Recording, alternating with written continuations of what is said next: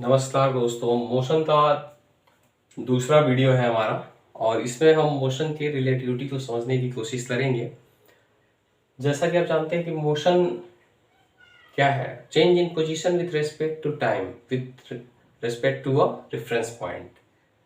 यानी कि एक रेफरेंस पॉइंट से जो चेंज होता है पोजीशन में, वो समय के साथ अगर हो रहा है वो चेंज, तो हम इस घटना को बोलेंगे कि मोशन हो रही है। अब हम देखें कि आखिर रेस्ट और मोशन होता क्या है, कौन सी बॉडी रेस्ट में है, कौन सी बॉडी मोशन में है। एक्चुअली ये मोशन और रेस्ट क्या है, एक रिलेटिव चीजें हैं जो कि हम किसी के रिलेटिव में ही देखते हैं। जैसे अगर कोई आदमी बस से जा रहा है तो हमारे लिए वो आदमी मोशन में है और उस बस में बैठे हुए आदमी के लिए हम मोशन में है। लेकिन उसी बस में अगर कोई दूसरा बंदा भी बैठा है तो वो उस आदमी के लिए मोशन में नहीं है, बल्कि वो तो स्थिर है, उसके साथ ही बैठा हुआ है, बगल में बैठा हुआ है।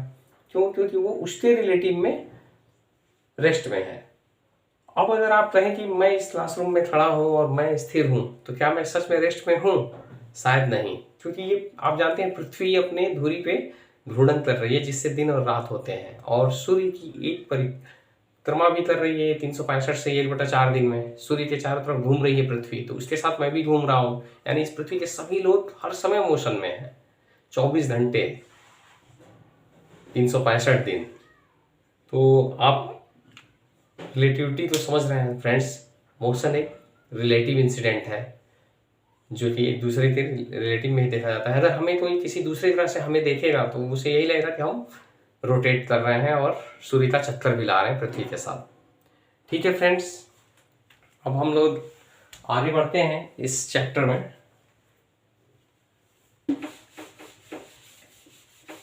और रिलेटिविटी को थोड़ा और अच्छे से समझते हैं।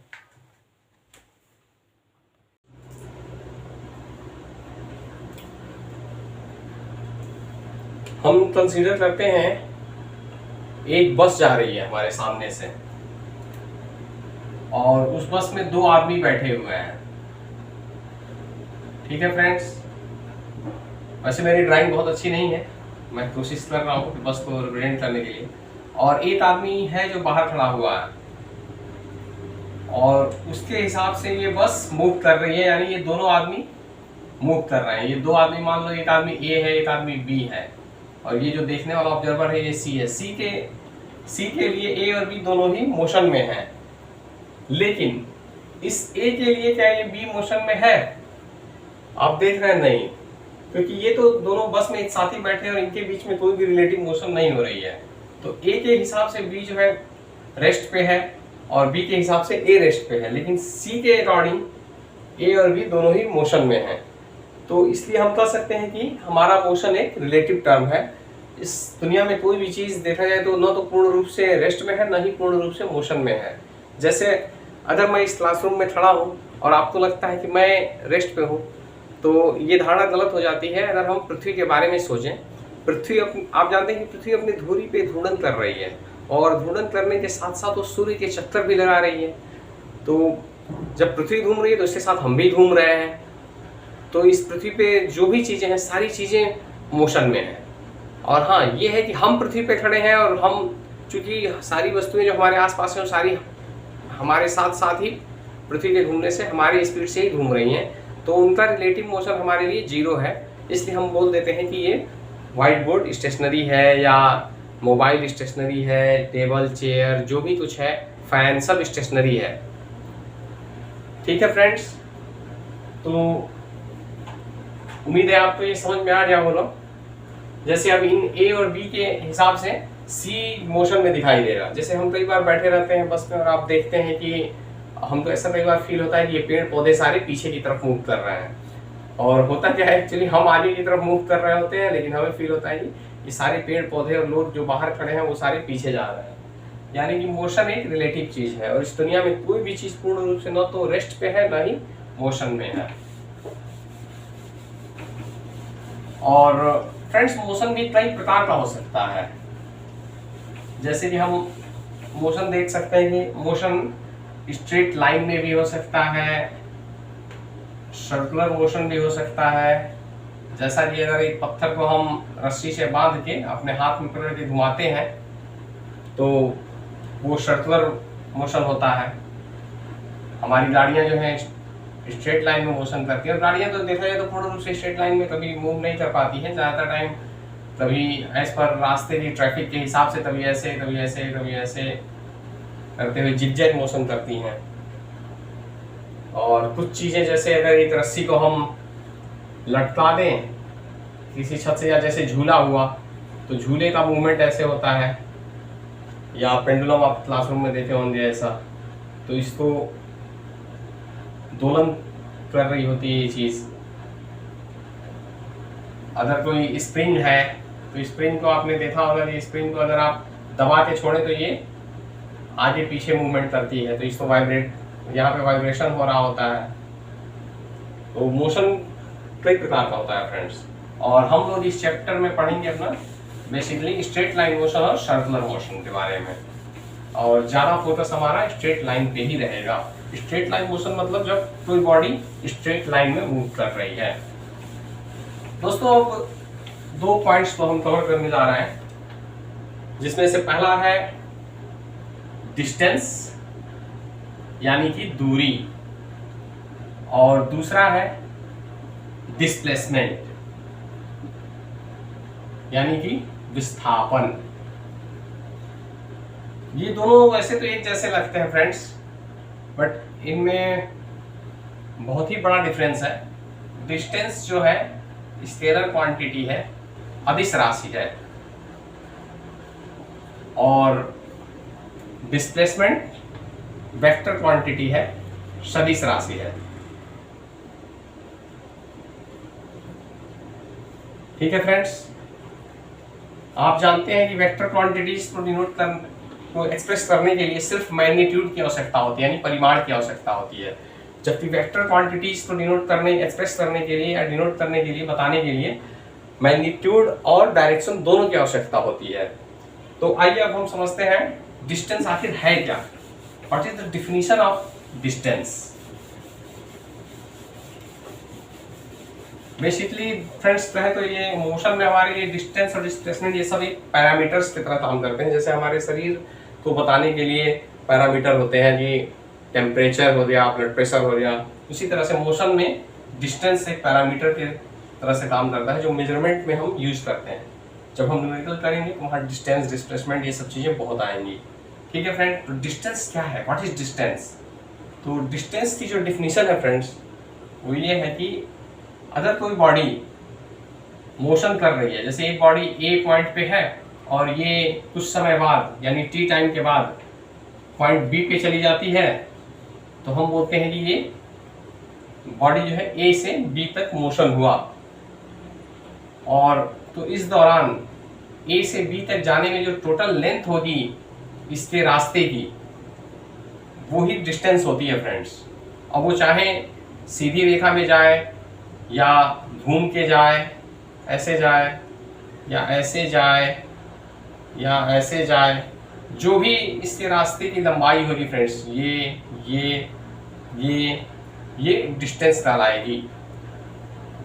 तो इस हिसाब से आप डिफिनीशन क्या दे सकते हैं फ्रेंड्स कि total length of path of a moving body is known as distance. ठीक है फ्रेंड्स, क्या होगी दूरी की डिफिनीशन, यानी कि हम जिस रास्ते से मोशन हो रहा है, जैसे अगर कोई वस्तु टी टाइम में ए से बी तक जाती है तो हम बोलेंगे कि टी टाइम तक उस वस्तु ने मोशन किया, और जिस रास्ते से वो ए से बी तक गया उसकी लंबाई दूरी कहलाती है। तो डिफिनेशन क्या बनेगी friends, total length of path of moving body is known as distance. इस डिफिनेशन को आप नोट डाउन कर सकते हैं फ्रेंड्स। बाकी तो आपको समझ में आ ही गया होगा, तो मुझे तो लिखने की जरूरत लग नहीं है, फिर भी आप अपने रेफरेंस के लिए इसको लिख सकते हैं।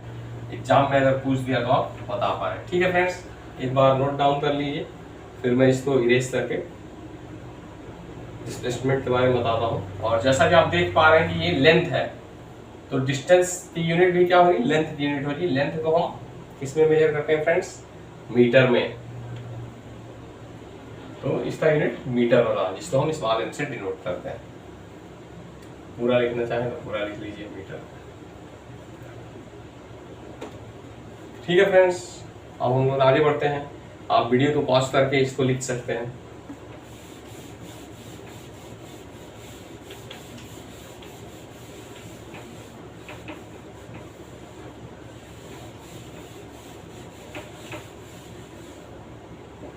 अब हम दूसरा पॉइंट देख रहे हैं फ्रेंड्स, जो कि हमारा है डिस्प्लेसमेंट।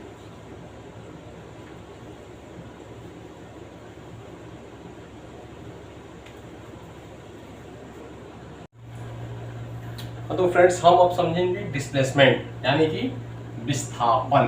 विस्थापन क्या होता है? विस्थापन दोस्तों ये एक सदिश राशि है जिसको एक्सप्रेस करने के लिए हमें मैग्नीट्यूड और डायरेक्शन दोनों की आवश्यकता होती है। अब इसकी डिफिनीशन क्या होती है पहले उसको समझ लेते हैं फ्रेंड्स। डिस्प्लेसमेंट एक्चुअली जब कोई बॉडी मोशन करती है, यानी पॉइंट ए से अगर कोई बॉडी पॉइंट बी तक जा रही है और उसने इस पाथ को चुना ए से बी तक जाने के लिए सी, तो ए सी बी की जो लेंथ होगी फ्रेंड्स वो तो डिस्टेंस होगी जैसा कि हमने डिफिनीशन से पढ़ा है, बट जो ए और बी के बीच में सबसे शॉर्टेस्ट डिस्टेंस होगी फ्रेंड्स। जैसे अब अगर एक हम पाथ ऐसे एज्यूम करें, इसके नीचे जैसे जैसे हम नीचे आते जाएंगे वैसे वैसे हम देखेंगे कि ये इसकी लंबाई कम होती जाएगी। जो सबसे छोटी होगी वो ये वाली होगी, शॉर्टेस्ट, जो एकदम स्ट्रेट लाइन होगी। तो जो सबसे शॉर्टेस्ट डिस्टेंस होती है फाइनल पॉइंट और इनिशियल पॉइंट के बीच में, वो वही विस्थापन कहलाती है। और ये भी एक तरह से डिस्टेंस ही है, बट ये शॉर्टेस्ट डिस्टेंस है। ठीक है फ्रेंड्स, उम्मीद है आपको समझ में आ गया होगा। जैसे अगर दो पॉइंट्स है फ्रेंड्स ए और बी, और कोई ऑब्जेक्ट ऐसे सर्कुलर मोशन कर रहा है पॉइंट ए से बी तक, और इस सर्कुलर मोशन का जो रेडियस या डायमीटर डी है, तो इसमें डिस्टेंस क्या होगी और डिस्प्लेसमेंट क्या होगी, इसको अगर आप समझ जाएंगे तो आपको ये कॉन्सेप्ट पूरी तरह से समझ में आ जाएगा। Displacement and distance friends, as per distance की डिफिनेशन से आप जानते हैं कि इस पूरे पाथ की लंबाई होगी, यानी कि इस जो सर्कल का पेरीमीटर होता है पाई इंटू डी, और ये उसका हाफ है, तो ये हो जाएगा पाई इंटू डी बाई 2, ये डिस्टेंस है। लेकिन डिस्प्लेसमेंट क्या होगी? डिस्प्लेसमेंट होगी जो शॉर्टेस्ट डिस्टेंस होगी ए टू बी, यानी कि ये इसका डायमीटर ही होगी, तो ये डी। तो आपको अब डिफरेंस समझ में आ रहा होगा कि डिस्प्लेसमेंट क्या है और डिस्टेंस क्या है।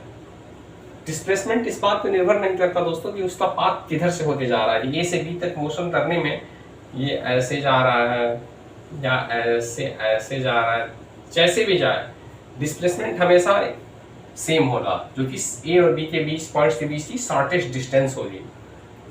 ठीक है फ्रेंड्स, उम्मीद है आपको डिस्प्लेसमेंट समझ में आ गया होगा। अब इसको जैसे कि हम एक और मोशन का एग्जांपल ले सकते हैं, एक बार इसको मिटा देते हैं। ये तो सर्कुलर मोशन से हमने आपको समझाया। अगर एक बॉडी रेक्टेंगुलर पाथ पे मूव करे तो उसमें हम डिस्टेंस और डिस्प्लेसमेंट को समझेंगे तो थोड़ा डिस्प्लेसमेंट और क्लियर हो जाएगा। एक बॉडी है जो पॉइंट ए से बी तक मूव करती है, फिर वो राइट डायरेक्शन में टर्न लेती है और बी से सी तक जाती है, फिर सी से, सॉरी ये लाइन टेढ़ी हो रही है, तो सीधा कर लेते हैं समझने के लिए, सी से डी तक।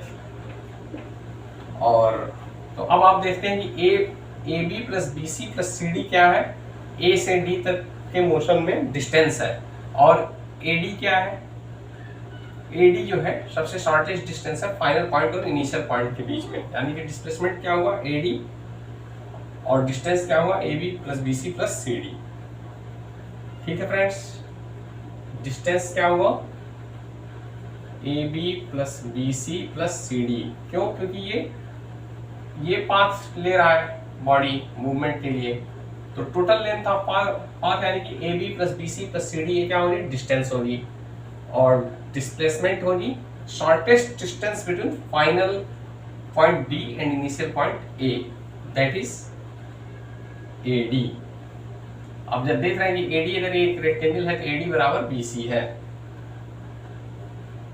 ठीक है फ्रेंड्स, उम्मीद है आपको डिस्टेंस और डिस्प्लेसमेंट समझ में आ गया होगा। और डिस्प्लेसमेंट की यूनिट भी मीटर ही होती है, क्योंकि आप देख पा रहे हैं कि डिस्प्लेसमेंट भी शॉर्टेस्ट डिस्टेंस ही है, यानी कि लंबाई ही है।